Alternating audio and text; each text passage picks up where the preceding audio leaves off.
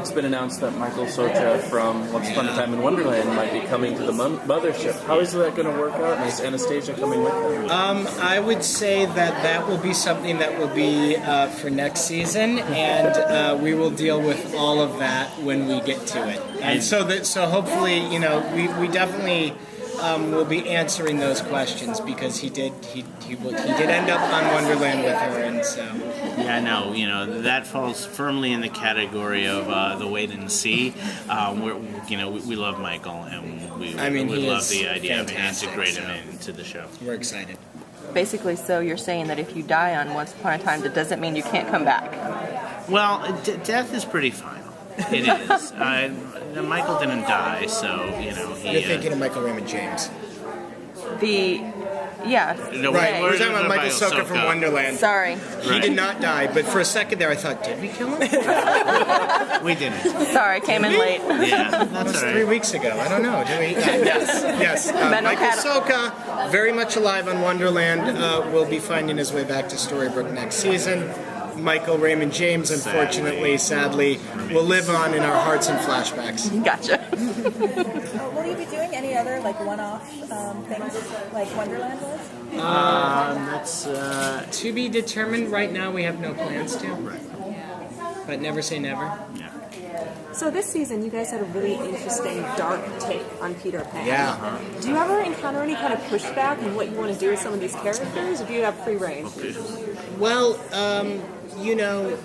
early on we met with Disney and we kind of laid out our show to franchise, and they understood that, we were taking these beloved characters, but kind of, Snow White, we wanted to put a sword in her hand. We didn't want her to clean a dwarf's house. And they liked that, and they've been really supportive. And once we added an 8th dwarf and killed it, they've been pretty cool. So Peter Pan, I think they liked the different take on it. It was really interesting. Yeah. Oh, thank you. Yeah, no, they've been very supportive in letting us kind of have some leeway and freedom to do our own spins. And, for us, for Peter Pan, we just naturally assumed anyone who wants to be 14 for the rest of their life, that's not a healthy choice. That is easy to make a villain, but somebody like Ariel, you don't want to make a villain because that kills your hope.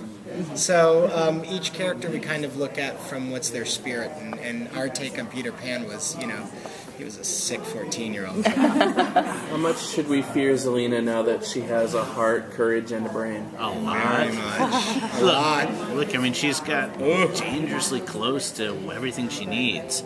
So except for one ingredient. Yeah, that's dangerously close. No, she's a tough adversary. And we've seen she's a prodigy with magic. So no, we're excited for the audience to get to see what she's going to do next. And Rebecca has just, in our minds, just been stellar. And so it's been really, we worked with her on Lost. We wrote the part for her, and it's really exciting. So are we going to see anyone else get turned into a monkey? Yeah, absolutely we are. Next week. Are you asking us to do it right now? Next week's episode. I don't see why you can't. We will absolutely see someone be made into a monkey. More monkeyification. Yeah. Speaking of next week with Rose McGowan returning as young Cora, can we expect to see any more familiar faces return before the end of the season? Yes. Yes. Absolutely. More familiar faces too. A lot more, actually. Yeah. Well, excellent. Can you tease any of them? If I can remember, we will be seeing. There'll be more of Ruby and Red coming. We're very, very happy to have her back. We're going to see some of our episodes. favorites from Storybrooke, and we are going to see Catherine return. Yes. And there's some other people that I'll remember on the ride home. Yeah. The Rapunzel episode I enjoyed, and I kind of liked the kind of different take on her. And Josh was fantastic in that episode. It was a great episode. Are we going to see more of Rapunzel at any point? Not soon, but we love Alex Metz, who played the part. Yeah. We thought she was great, and she's now in our repertoire of characters. Yeah, We're very happy to bring her aboard. The thing about our show is we have so many characters that come in and out. The problem is they're all great actors, which means other people want them. So there are just cases of we would love to have this person, but they're on another show and we have to wait. So Megan Ori, for example, we had to wait till Intelligence was done to then bring her back, and so that's kind of our it's a dance we always do to see who's available and how do you bring them in. And I've been finding the Regina stuff this half the season to be stellar. So thank good. you. So I mean, going into this, I think the linchpin moment was the showdown in the castle on the first thing. So how much of that were you anchoring there? Was that the first scene that you wrote between them, or is that it was very early in the conception for what this second half of the season would be. Yeah. So everything that I think you'll see play out toward the end of the season kind of is born out of that. We loved the idea of the Wicked Witch versus the Evil Queen, but that scene in particular, what we loved is, how is Regina going to go on after she just gave up her child? She needs a new goal, and destroying someone would be that goal. And if it was her sister who kept poking at her, that's even better. That's how it was born. What can you... I know she blended both Dorothy and the Wicked Witch, kind of. She's the one who goes to Oz, and she's the one who gets the slippers. How did you come about making that decision? Well, that is interesting. When you see episode 20, which is entitled Kansas, you're going to understand more of why. It's kind of wrapped in a spoiler, but there's a specific reason as to. Yeah, we get a little bit more into Zelena's past. We're gonna meet the Glinda. We're gonna meet Glinda next week, but and next week is really probably my favorite Snow Charming story ever. That's really gonna show you what happened in the last year. What kind of teasers can you give us for tomorrow night's episode in particular? So We're gonna find out the answer to why Cora gave up Zelena, and we are going to get a really great, one of the best Regina Mary Margaret scenes we've ever done. Yeah, we feel like it's a wonderful Regina Mary Margaret story where we start to explore stuff in their relationship that we've only touched on in the past. So we're excited about that. Are we going to find out who Zelena's father is? Yes. Is it somebody that we already know? It is not somebody that you know. It is somebody that you met. But what's more important is less is who her father is than who he was not. Oh. You guys, oh my god, so cryptic. Well, we're airing it in 10 minutes. You only have to wait a hallway.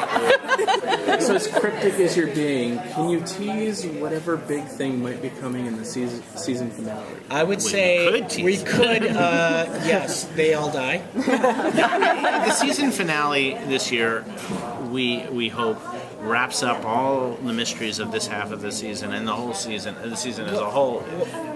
Go ahead. But we hope it does it in a very surprising way and takes you to a very surprising place. This year we have a 2-hour movie for the finale, and it is not 2 episodes that were put together in one night. We wrote it as a 2-hour movie, and we think that what we are showing you is something the fans have always wanted but didn't realize it. And we think everyone will be surprised where we take you.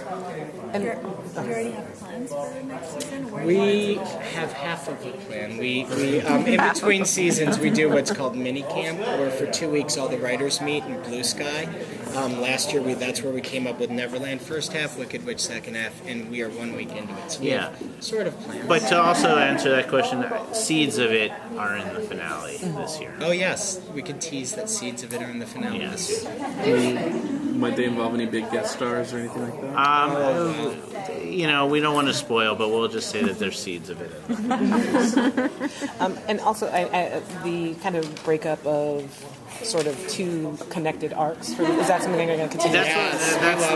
We love doing it that way, and we hope to continue doing it. I think that one thing that we learned is in today's world, it is very hard to stretch one story for 22 episodes, and the patience level. As writers, it is so great to be able to say we're just doing 2 seasons every year, and also to be able to just air them continuously. So as viewers, you can get traction and just not have to worry about when it's on and remembering what happened. Because we very much, when we do have a week off or whatever, we write to the break. So when the schedule is changed from us, you may not want to, you want to end on a cliffhanger, you want to end on a resolution. You don't want to end on that was meant to be in between 2. So cool. Thank you guys. Thank you.